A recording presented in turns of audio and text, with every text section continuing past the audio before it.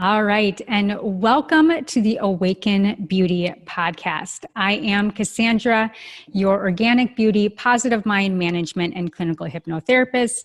And I cannot tell you what an absolute pleasure, and I am truly honored to have our guest, Wynford Dore, on the Awaken Beauty Podcast today.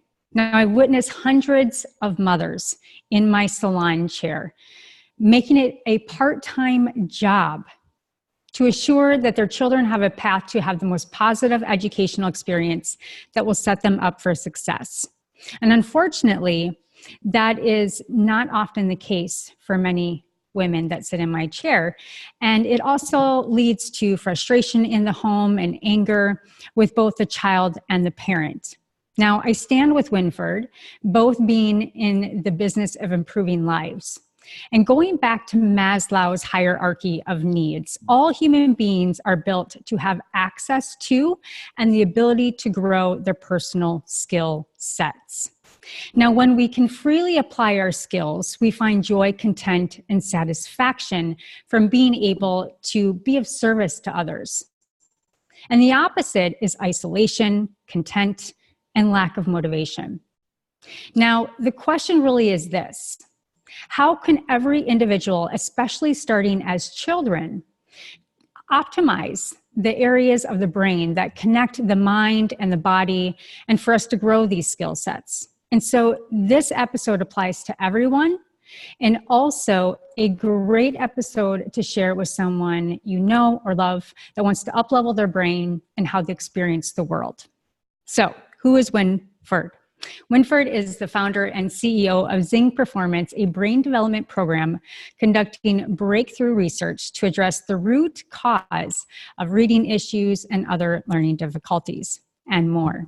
So far, his work has been featured on 60 Minutes and other major TV networks. And it has also helped transform the skills of elite athletes, but it is the success in helping children discover their zone of genius that sets Winfred apart. So in his latest book, Stop Struggling in School, he fiercely attacks the use of labels to describing learning difficulties while preaching hope to increasing the number of totally misunderstood children and adults. So, Winfred, it is a great pleasure, and I want to welcome you to the Awaken Beauty Podcast. Welcome, welcome. Thank you, Cassandra. The honor is mine. So I just love hearing about what you're doing, and I love how you describe your audience too. So let's have a great discussion. Absolutely. So, as I mentioned, I have women in my chair on the half hour every day, and, ages from 35 to 42, and even grandparents. And, addressing the situation on many different levels, why our brains are breaking down, and specifically in children, and why our school systems are breaking down with the overwhelm of all of these children that are being lost in the system. You have an incredible story, and it is so captivating. So I think to start off today's episode, I really want to drill home.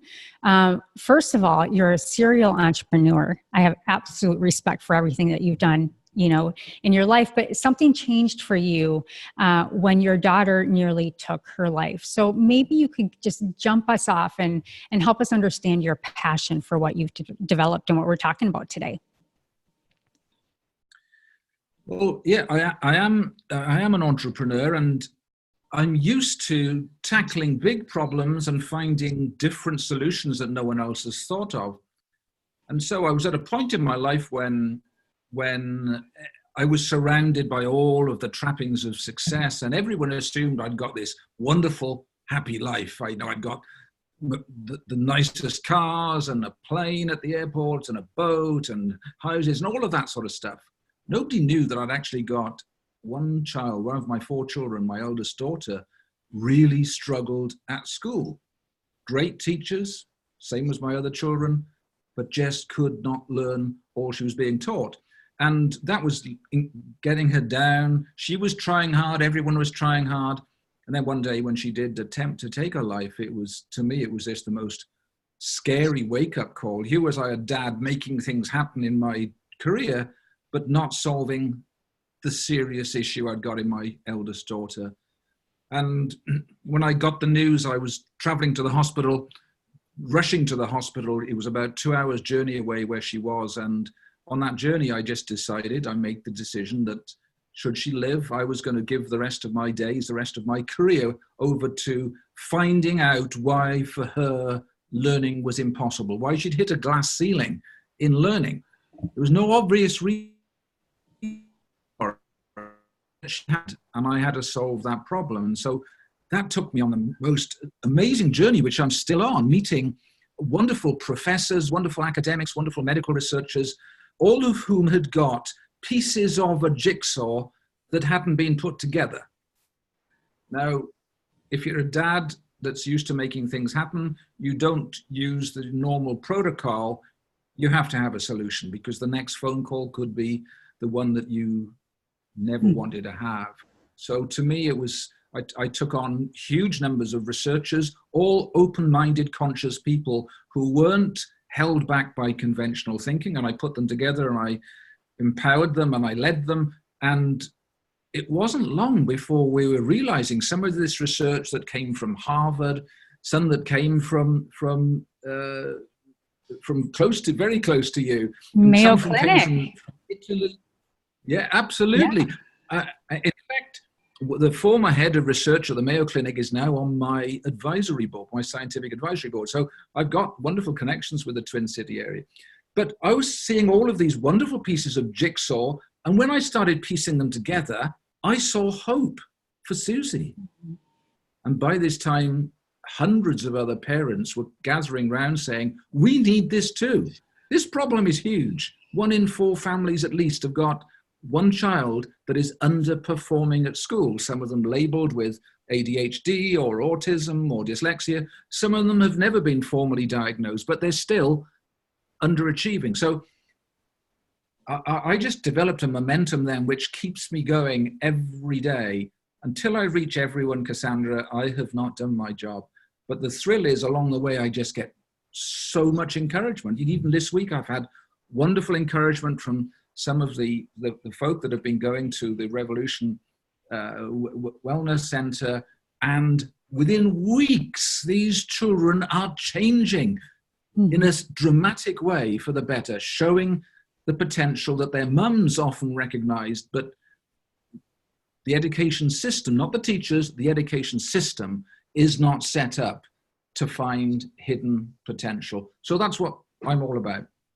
Yeah, I think that's a really key point before we start today's discussion as well, is that, it's not to wrong the teachers. It truly is the system. I mean, if we really go back to the 1900s and how our school systems were set up, kind of coming out of war and whatnot, we wanted to put people to work. So we systemized the system to do tasks and not really look at the individual as a whole being and being able to really help them bloom in all areas of their creative and analytical mind. And so it really kind of set us up for doom and gloom. And thankfully, there's more resources coming to teachers today, and this is one of them. But unfortunately, what your program, Zing is its name, provides is, a lot of what I've found is a lot of mothers will bring in reading specialists, or they'll bring in outside specialists to help them tutor.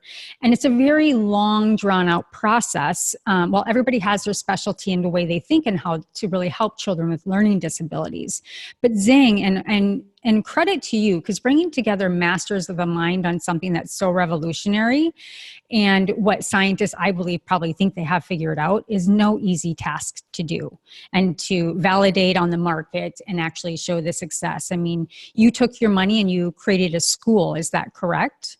To kind of really... I own a school. We've got 300 children in it, and they are all doing brilliantly. They're all exceeding expectations, and every child has got within him or her the ability to exceed expectations. But there's a big problem with the education system. I'm a fan of teachers, by the way, but the education system focuses on only 2 out of the 3 elements. They focus on good teaching. Yep, that's important. And in the developed world, teaching is extremely good these days. They focus on getting the children to practice, and that's another element that's necessary to hardwire into the brain what they've learned. But the third element, there is no resource for in the education system, and that's determining whether or not the brain can take in the information to learn in the first place. So children that struggle with reading, they can have the most amazing brain, but if they can't read, information isn't going in. Mm-hmm. For some of those, they also have a problem with this. They hear instinctively and instantly turned into thoughts they understand. So they're described as having attention deficit. Mm-hmm. So the two main ways in which children can learn are in about 25% of children impaired. Now, the education system isn't measuring that. So it's a bit like having a bucket that's got holes in it, and the education system fills it up, plenty of teaching, pumps water into the bucket. But if there's holes there, it's a waste of time. So until the education systems embrace the whole idea that we need to understand the neurology of learning, mm-hmm. and resolve that issue first, find out why a child has got a glass ceiling there to his or her learning, and doesn't matter how hard they try, they're not getting through the glass ceiling. Well, if you've got that, that's a neurological issue. Mm-hmm. And in the education system, we have a lot of psychologists, good people do good work. Mm-hmm. This is neurology. So what I've had to do, because I figured in my lifetime, Cassandra, I probably would not change the education system. Mm-hmm. So what I've tried to do is to create something that mums can do at home and clinics like Revolution Wellness can do there, that shows mums and dads and teachers what is the issue and what you can do about it. And when they see that, it's the most amazing aha moment, as you can imagine. Yeah, I think it's so imperative, especially now with the numbers of, why we don't know. I mean, the same as where you're at, cross seas and here in Minnesota, whether it's glyphosates or stress in the womb or nutrition or what have you, really it doesn't matter, because we're at a point, I believe, in society where we need these foundational measurements so that we can get the full schema, so that we can really look at a child independently and say, okay, how can we help this child where they're at? And if they can zoom through all of these different technical skills and they're on their way, great. But then at least we're able to catch the ones, like to your point, that are falling through the holes in the bigger system.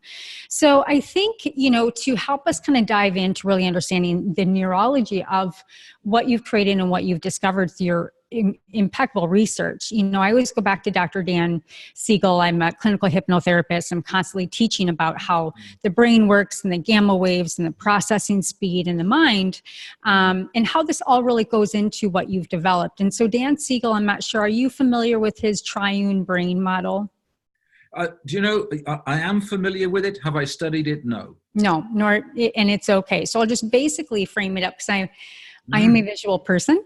And so he has the triune brain model, and I'll tell you why I'm going to show this in a second so you can kind of help us understand more, is that the reptilian brain, the mammal brain, and the human brain. So we have, the frontal cortex, and we've got the amygdala, and we have the brainstem. And so when children or adults, when we flip our lid, everything goes out and we're just, running from our lizard brain, really, to reptilian brain, right, to keep us safe.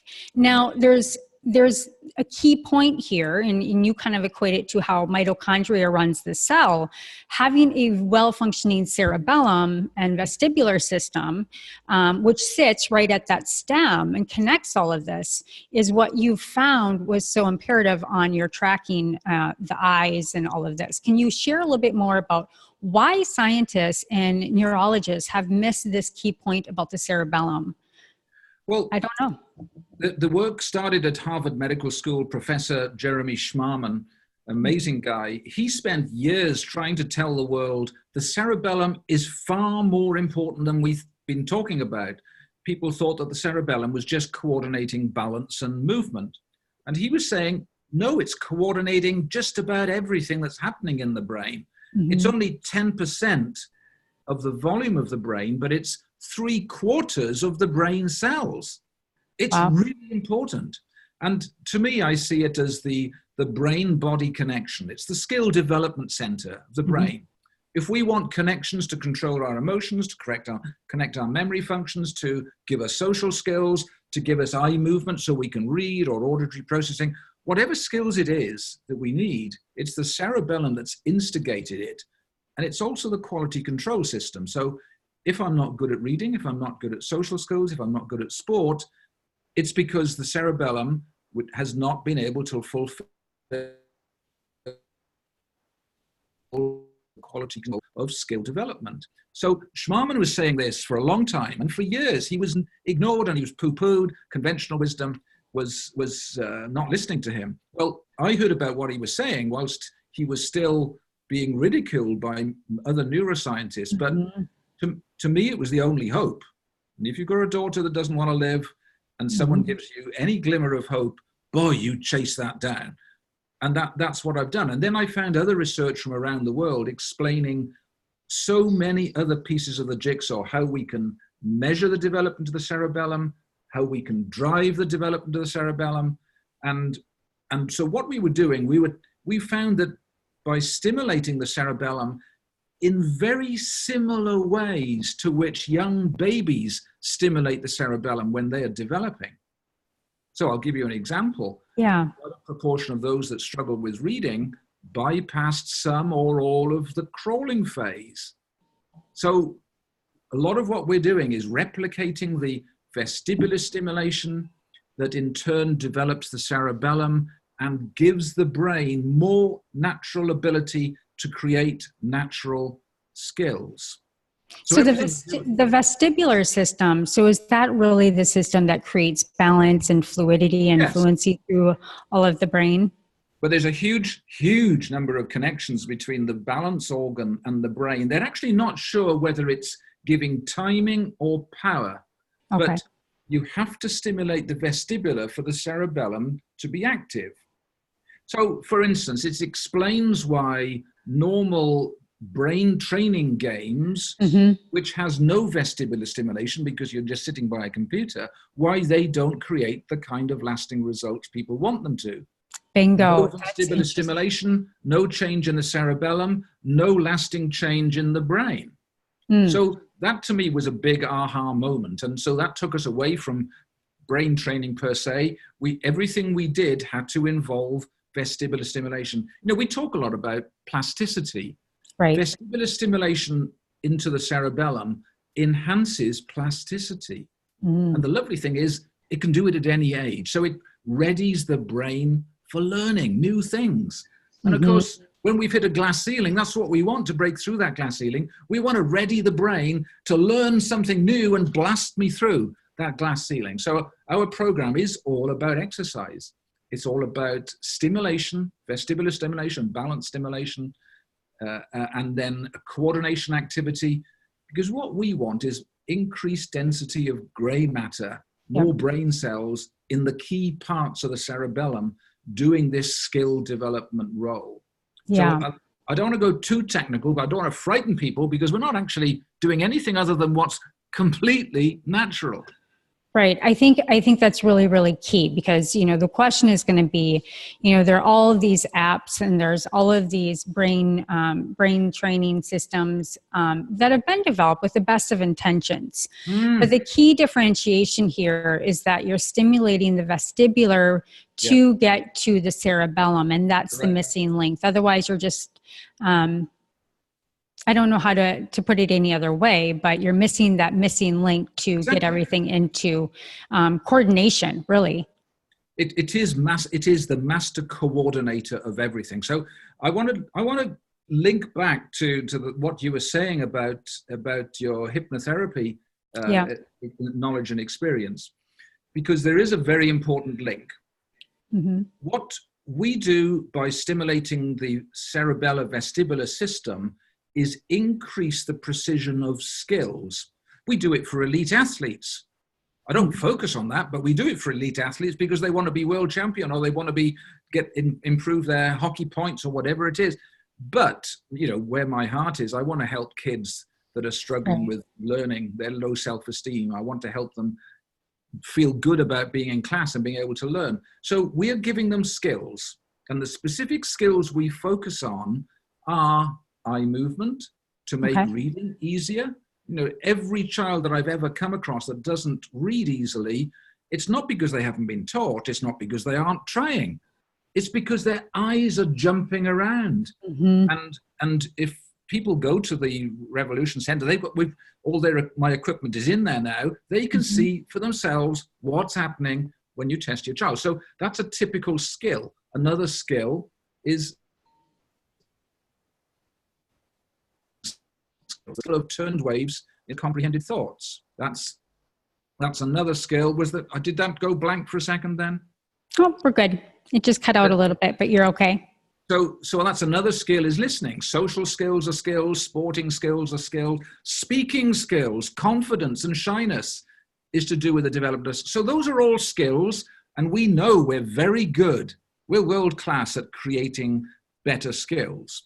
But that's when the prefrontal cortex comes in, because when a skill is not fully developed, the prefrontal cortex gets full of stuff that shouldn't be there. It's having to process that skill that's not fully developed, and you're having to think about it hard, and it's very hard work. The problem then is if you fill up this precious space, your thinking brain, you're likely to go into emotional overload. Yeah. So the frustration that comes alongside reading difficulties and ADHD and impulsivity and so on is all because the very control center for the brain, which is in this executive function part here in the prefrontal cortex, when that's full of processing skills because they're not fully developed, you get impulsivity, you get poor attention, you get loss of emotional control, you get poor organization, you get poor memory. So one of the surprising results, one of many surprising results we had in our research, Cassandra, was when we improved these fundamental skills, people had more mental capacity. They were calmer. They were less stressed. They were less impulsive. They were more organized. Now, we can't take credit for that because we weren't trying to achieve that. But I've just mentioned that because it links back to the training you have about the amygdala and the cortex. I think that's really, really important, because I think going back to the neurology of everything, it's really important that as children, we're certainly not taught about our brain and how our brain works. And I talk a lot about positive mind management. Yeah. And, I recorded a quick mini episode last night about the importance of the future of our children based on programming. And negative programming can be up-leveled with positive programming. This is really what we're talking about with what you're doing. And between the ages of 2, the brain is in that theta state, and 2 to 6 it goes into the beta state, and 6 to 12 we get into the tween state, where all of these synapses and the frequency of our brain should be being optimized. But to your glass ceiling comment, it's really unfortunate at a very young age, people hit that glass ceiling and then they just find their way in the world some way, somehow. Now it touches me because I was a child and I don't like labels, and I never allow any of my clients to label themselves. If they come in for ADHD, we just say, we're going to learn how to optimize your brain better so that you can, to your point, free up the thinking mind, and where all the overwhelm is going on in the conscious and subconscious, that they can't become present to actually process material. Yeah.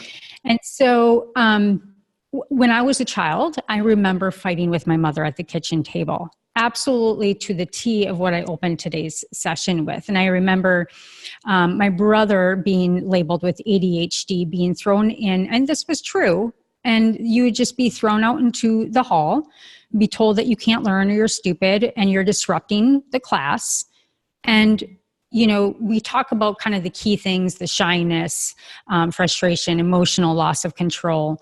These are all signs that, especially just back in the 70s and 80s, you were just thrown in the hall, told you're stupid. And then you never were able to really access how to make your brain work better to make your life a success. So, I just think of all the people in prison and people that can't find their way in the world, of what an easy access we now have with scientific research and tools like yours, that anybody, I have 4 jobs and or 4 careers and 4 businesses. I would like an optimized mind to be able to address my day so that I have more computing power and brain frequency in my mind. And so your tool is really applicable for everybody, not only to learn how their brain works, but to also now bridge the gap to yet another learning of how the vestibular and the balance into the cerebellum is really a missing link. So I think it's really, really profound. Well, you touched on a lot of things there. First of all, I just want to touch on the whole concept of growth mindset versus fixed mindset. Research in America showing that if you give children the belief that they can grow, then they will. They'll grow in their ability, they'll learn, they'll actually get more intelligent. If you don't give them the confidence that they're capable of learning, they are fixed. And there's some amazing research. The results were stunning. Undeniable.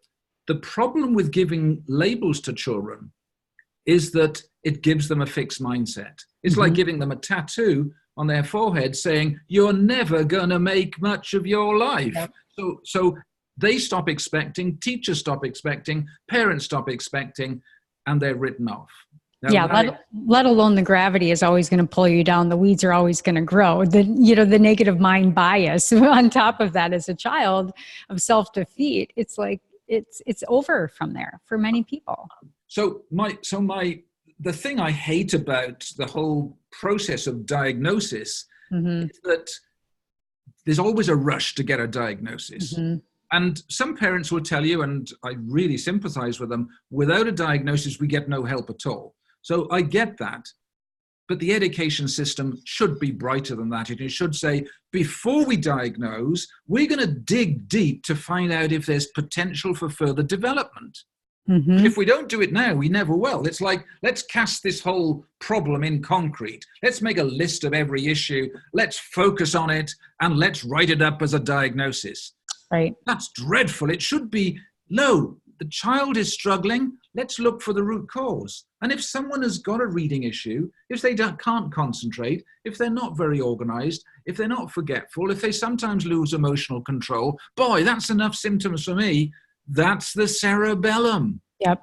It explains every one of them clearly. But we haven't got that thought process in the education system yet. And I'm going to shout and scream and holler until I get them to change it. Because until that happens, children are going to be written off that have got huge potential.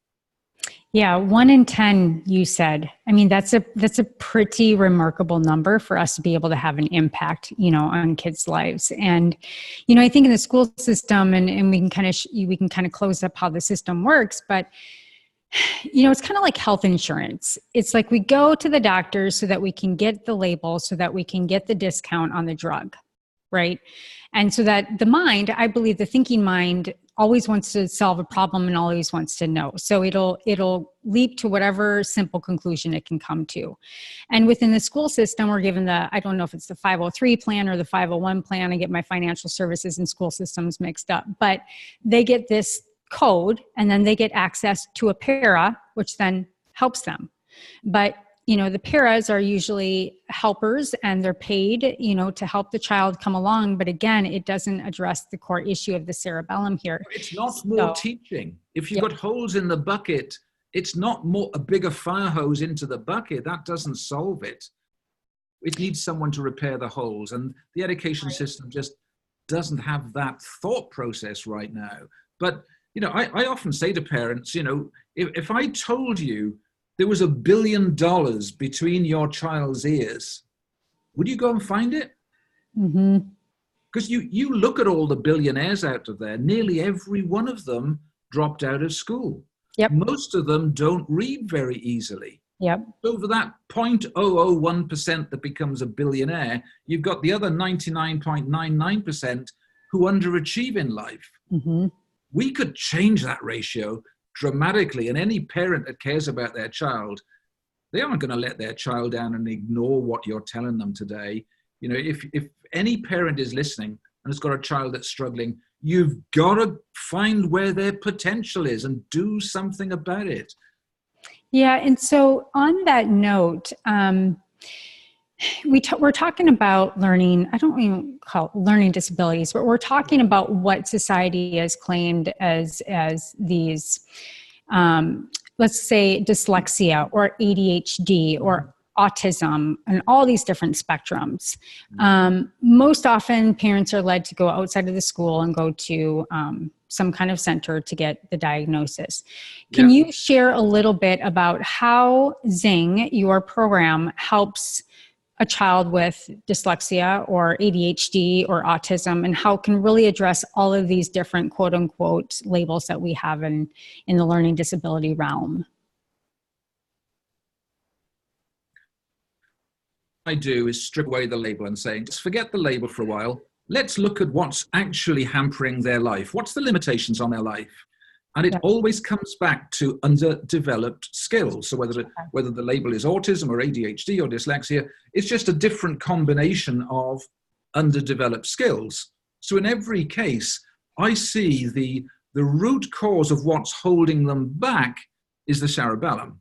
I'm not saying that's necessarily the root cause of what caused it in the first place, because I agree with you. There's all sorts of environmental things and so on that we need to be looking at and addressing. But when you've got a problem with a child, it's too late to say what was happening a few years ago that caused this to happen. We've got to work now. So that's why I don't even enter into the arguments about what caused autism and was it the MMR. So that, to me, I've got all sorts of thoughts about that, but what I focus on is, no, let's give our time and our emotions and our resources to what can I do to change the lives of these people. So you start by analyzing what are the skill development areas that are holding them back.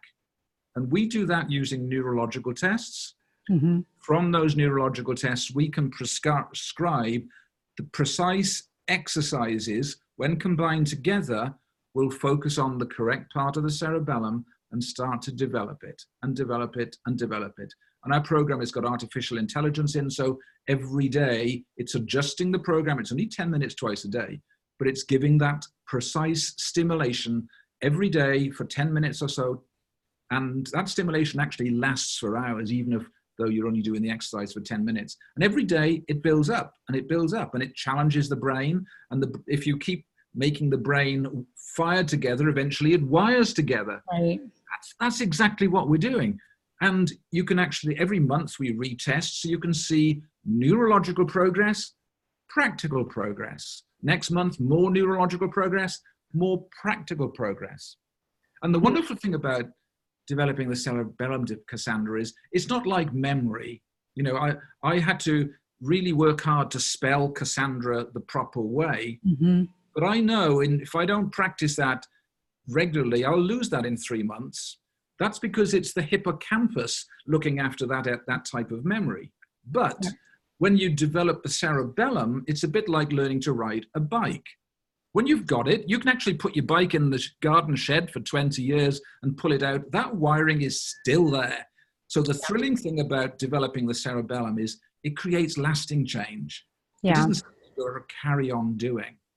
Yeah, I like that. It's the neuroplasticity piece that you're talking about, and it's all the rage right now. But really, how do we improve the brain and keep that gray matter growing and the synapses growing in the right direction and breaking through those glass ceilings? And so what your program is doing is really not just helping them read better or what have you. They're actually rewiring their brain. They're creating neuroplasticity for change that's lasting and always there. And then your body and your mind comes more in sync with being an autopilot to do what it needs to do so that you can free up the hardwire to be able to reboot systems that can elevate your life and your quality of life and your skill sets and all of the above. So it's lasting change. That's huge.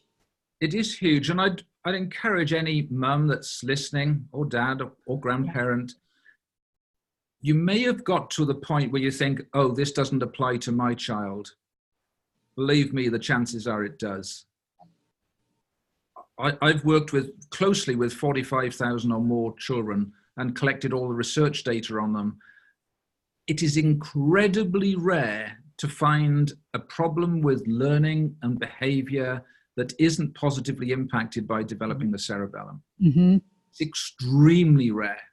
You know, there are some instances of global developmental delay where it's harder to get progress, but in the vast majority of children with classic learning issues, which are sometimes diagnosed ADHD or dyslexia or dyspraxia, Mm-hmm. or even various forms of ASD and Asperger's and so on, Mm-hmm. those are classic collections of underdeveloped skills. So the stimulation of the cerebellum normally makes a really wonderful, lasting change. So any parent out there that's thinking, does this really apply to my child? Go and check. Go to the, you've got it in Minneapolis there. You've got the Revolution Wellness. They're one of the first in America to have that equipment put in. That's how forward thinking they are. Yeah, absolutely. Go and have the test done. Go and see for yourself. I won't need to say anything else. In fact, Cassandra won't need to say anything else because you'll see for yourself exactly what the issue is. And I've seen parents cry when they see the results of that test because it's such a relief. Oh, you're not stupid. You're not lazy. You're not thick. You don't not want to learn. You don't, it's not defiant. Kids want to learn. They love to learn. They love the imagination in the brain. They love to develop skill sets. It's just when they can't figure out for themselves how to break through that quote unquote glass ceiling and why they can't be like everybody else, quote unquote, it's just a frustration war all in all. But, with your system, and what I love about it is that technology, we can take this in two ways. We can say technology is overwhelming the children today and it's all for naught. But here's the deal. We're always going to have our cell phones, and hopefully you have an EMF breaker on there so you're protecting yourself from EMF. I'm a bit of a biohacker as well. But we can gamify experiences now for our own development, and to build neuroplasticity in the brain is pretty dang awesome. And so the process is, and for everybody that's local here in Minnesota, Susie Youngquist and Lisa over at Revolution Health has an impeccable health and wellness center for mothers and children. And they just have the biggest heart, an incredible team at every level. And so they have brought Zing in. And so anybody in Minnesota, you have the opportunity, and Winfred and the team over at Rev is offering a free book in which he has also on Amazon. If those of you are not local in Minnesota, absolutely Stop Struggling in School by Wynford Dore. Now, it's a super awesome price. So you can get it really quick and really fast. And, Winfred and I, before we started today's episode, that is the just reading that book for anybody and everybody, so that we can alleviate the pressure and really truly understand how the brain works, why this is an imperative piece, and how anybody can benefit is step one, read the book. Number two, if you're local, you can walk into the center and you get a free assessment. And I believe it's regularly $99. And so they're going to do an eye tracking assessment, sit down with you and really personalize your child's experience, what to expect. And as Winfred said, it's only 2 sessions at 10 minutes a day. Now, I do biofeedback and I do a whole analysis on EEG and brain and infection and all these other things. And people can play chimes on their phone and or their own personalized wellness tones to help the frequency of the brain, the mind, the body, and the soul get back into coherence. It's kind of like a biofeedback program for the brain, because the child is consistently bringing the brain into coherence with the vestibular and the cerebellum and starting to rewire that. And once you start wiring that back together, it can't be undone. And so the guarantee here really is a guarantee. You're going to see results no matter what, I believe, no matter what level you're at. I'm sitting here raising my hand saying, when can I get my assessment? Because I would love to optimize my brain. But can you maybe just give us, an example of maybe an athlete or a CEO or a child that comes to mind right now and the results that they've had on the Zing program? Oh, I can give you loads. Yeah. There's a wonderful athlete that was a Canadian athlete over here called Jordan Petrus, and he'd had a good ice hockey career. He was captain of the team over here in Europe, and he asked me whether he could just see what would happen. Well, for the next 2 seasons until he retired, so he was coming up to retirement age, he had the best statistics of his life. So he's since then, he's persuaded a very famous American ice hockey player who's also is captain of his team, and he's just had the best season ever. And we're just waiting for him to give us permission to use his name as well. So Jordan Petras is now in Denver. He's heading up an academy there. An amazing guy. We had somebody became world champion in a sport you wouldn't know there. It's played in Canada. It's called snooker. And he became world champion at the age of 38. He gives us all of the credit. So we can prove that even at the highest level, the increased precision in skills can make a very significant difference. So that's at the athlete end. And I love athletes, but not as much as I care about it. So the story I heard this week was actually from Minneapolis, from somebody that had gone to Dr. Susie Youngquist's center. And the story came back that this little lad, he was used to getting no marks for his tests because he couldn't get anything right. And this week he got a score of 11. And that was just 4 weeks after the program that had started for him. Now it's typically a 6-month, maybe a 9-month program for him. So within 4 weeks, his eye tracking, his auditory processing was kicking in. You imagine what happened to his self-esteem. You imagine how thrilled his parents are. Yep. So what is strange about this is I've been doing this for 20 years, Cassandra. Every single one feels like the first. It is so thrilling because every child's self-esteem, every child's learning is so critical. So I have these thrills every day from all around the world. And sometimes people come back to me after 15 years and say, do you remember my son? He couldn't read and this and that. Well, he's just gone to Oxford University. He's got a degree the same as the former prime minister. And so these stories happen all the time, but I never get used to them. I just want all of your listeners soon to be sending these stories through because it's thrilling for them. And believe me, it's thrilling for me as well.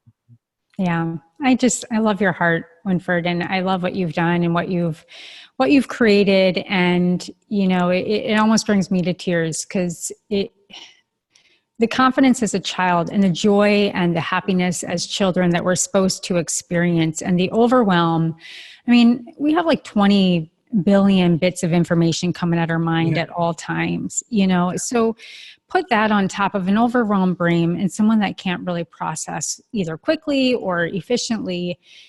It's just an everyday battle. And it's the reason why we have so much depression. It's the reason why we have so many issues. And if we can just go back to basics and go back to understanding the mind and really up-leveling the mind, it's just really a key piece. And I have one other question for you, and it's just more out of curiosity on my end. Are you familiar with Kathy Kolbe at all? My partner has read one of her books. Would that be right? Okay. But that's the closest I've got. Sure. So Kathy Kolbe, her father and her developed the Kolbe analysis. And so she has it. Oh, yes. Phoenix, Arizona. Yes. Yes, I've done the test. Okay. Yeah. Do you remember your score? No, but it was off the scale in 2 different directions and different scores. I'm pretty sure you were probably a quick start, a high quick start. Yeah. So I am also a 9 quick start and 4. So it's quick start, implementer, fact finder, and follow through. And so if you I'm just kind of thinking, in this context of, there's one part where, like the DISC analysis and all these personality tests, they're very cognitive based. Mm-hmm. And so when I tap into what you're talking about, and I tap into also what Kathy Kolbe has done, and she goes into the schools and helps teachers understand how to teach to the child and catch them early on with ADHD, is that it's cognitive testing. And so what you're talking about is taking the cognitive skills, which is the instincts, So I have an instinct of a quick start, and everything else is a 4. So if I'm having to run in my batteries of follow through and implementer, and I'm always wanting to be in quick start, my whole system slows down. So I'm kind of going back to what you've developed with Zing, is you're helping the cognitive skills, the instincts, the beautiful gifts of a child, but then also putting it into kind of a reboot system to help make sure that you're optimizing that. And it's not wrong, right, or indifferent to be different levels on the cognitive scale. But I just want to say that, you know, what you're talking about with neuroplasticity and cognitive skills are different than like a disc analysis and cognitive that are always changing. And so we're really getting down to the root and really understanding both who you are as an individual and then up-leveling the system at a core level. Well, my hunch is, I've never proven this, is that some elements of the Kolbe score we would change. The reason why you and I are not brilliant completer finishers is because we've got a fire hose of ideas going into our thinking brain all the time. Exactly. So before we finish processing one, there's another 10 to deal with. Well, what we do is we increase working memory capacity. Which is quite cool. So by increasing it, you've got a bigger platform on which to work. You've got space for more subjects, more mental fragments there scattered about, and they're there all available to use. So I am more organized. We become organized when we've got working memory capacity to put things. It's like the more pigeonholes you have up here, the tidier your desk is. So we see that change in organization in children. You know, we don't talk about it very much because the top of the pyramid usually is their ADHD or their ability. But further down that pyramid, that hierarchy of needs, will be things like organization. Well, improving working memory capacity is one of them. We also improve decision-making speed. One of the big issues today is making poor short-term decisions. Well, the more working memory capacity you've got, the more you take into account, therefore, the better the quality of your decision-making process. So we improve decision-making speed by 25% on average, which means you can get 25% more done in a day with no more effort, or you can get just as much done in the day with a lot less effort. So it reduces stress. So these are all some of the side effects. And one thing I haven't mentioned yet is the plasticity of the brain stays right into old age. Sheffield University came to me a while ago and said, "Oh, we want to do some work with Zing and old people." And I said, "Oh, look, I'm really focused on children. I don't know if it'll work for old people that much." And they said, "Well, let's try." So they did, and they came back and they've had it published and peer reviewed. And it showed that all these old people got better memory, more confidence, better balance. So we were recovering all the skills that were in decline in old people up to the age of 90. That's kind of thrilling. That's a group of people I really want to get to. And of course, I'm getting closer there myself. So I've got to do it for myself at some point. Okay. So on that note, I just, I have to say, you look incredible for your age. I'm putting you in speaker view right now. Can you tell the audience how old you are? Well, I'm over 70. Can you believe that? I mean, he looks like he's 45.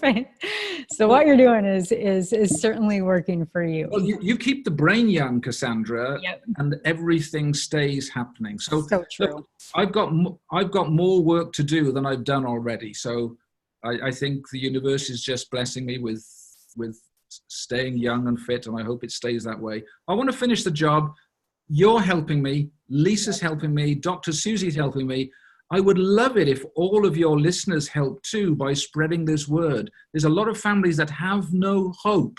And we can give them hope, legitimate hope, not false hope, legitimate hope, because the science is there to solve so many of the things that cause these children to be tragically misunderstood. Often the children with the biggest brains have the biggest challenges. So the most potential and the least recognition. Imagine how lonely, misunderstood those children feel. Yeah. Absolutely. Well, I cannot thank you enough for being on the Awaken Beauty podcast today. And it's a near and dear topic to my heart and to all the moms in my chair, and give credit to Suze and Lisa and everything that they're doing at Rev Health. And so, I always end the show, and then we'll find out where we can find you, is a question for you, and something that you personally on the Awaken Beauty podcast, something that you have personally been awakened to lately in your life. What would that be? Well, that's a very interesting question. It's a very personal one. Mm-hmm. I've been studying the effects of the amygdala on post-traumatic stress disorder. It worries me that such a lot of people have been abused in one shape or form, sometimes sexually abused or emotionally abused as children. Sometimes they've been to war. So the number of folks struggling with what I call amygdala memory issues, PTSD type issues, is huge. So I want to find a way of getting practical solutions, effective solutions, natural solutions to a lot more people. So I'm looking at things like EMDR. I'm looking at acupuncture, and there's certain types of acupuncture and certain types of EMDR that are very, very so I'm looking to bring some of these natural things, and hypnotherapy too. I'm trying to bring it together. I'd like to think within a few years' time, I can lead another march of tools, practical tools that can reach a lot more people. So that's where my research head is right now. Is people are suffering that shouldn't be suffering, and they are. And you're part of, and your organization, I know, cares very, very much about helping that sort of. So my heart is there. It's a long way away from brain development, but it's a new challenge for me. Hopefully I'll stay young enough to get that job finished. You certainly will. You certainly have gone from success to significance at 70 plus in your life, and you have much further to go, and you will. And to your point about, your awakening, I really appreciate you sharing that. Is, what you're saying is really true. And I don't think it'll take as much work as you think, and much development, because I think there's two parts to this, is especially when we become adults, and why our thinking is so slow and our brain frequency is so low vibrationally and our health is so low vibrationally, is that, our hardwired system is so captivated from big T's and little T's, big traumas, little traumas, to what you're talking about, PTSD. And when people think about PTSD, they do think war, they think rape, or, something like that. But all of these little rocks put into our life that we experience creates like low-level PTSD. And then the brain isn't able to compute very well to what you're talking about. And so you have to clean out, quote unquote, the basement. So one, you can have a fresh subconscious mind that's not slowing you down while you're working with the cerebellum and the vestibular system and addressing the trauma in life. So I think you're right on course. And I think now it's just putting these two pieces together that you can increase the efficiency of the brain and the neuroplasticity, but also making sure that you're tending to the needs of the subconscious mind and the emotional health that comes from that. So I think you're right in step, and you'll do great in that arena. Well, what we see is that we increase cognitive capacity, mental capacity, and therefore we're increasing mental strength. Yep. And that's resilience. And resilience to stress. And exactly, resilience. So I wasn't aware that Revolution were offering that very low cost deal. That really is just a wonderful offer from them, and I take my hat off to them, because that will give so much comfort to parents. They should grab that opportunity, get into Revolution as fast as they can, and start their child on an exciting journey of hope. Absolutely. So I'm going to leave you guys with this, and thank you so much, Winfred, for being on the Awaken Beauty Show. So specifically, everybody in Minnesota, you know where to go. You can find Revolution Wellness in Plymouth, Minnesota, and they're currently offering an exclusive Zing special. So what you're going to get is a 79 eye tracking assessment, which is regular $99, and then a copy of the Stop Struggling in School by Winfred. You get that book for free. So you'll want to go in, make sure that you get the assessment, set up an assessment with them, and they're open on Wednesdays and Thursdays for scheduling. And you can contact Revolution's Director of Zing Performance, and her name, lovely, love her so much, Lisa Carlson, and she can be found at 763-285-8690, or you can email her at lisa@revolution-chiropractic.com. So basically what Zing is, everybody that's listening, is it gives you the ability to develop fundamental skills. Whether you feel overwhelmed, anxious, unfocused, or lack of performance, you need individual physical exercises to stimulate what Winfred was talking about, your cerebellum, the brain's brain. So this is a breakthrough in personal development and mental health, and which we've also reviewed in today's show.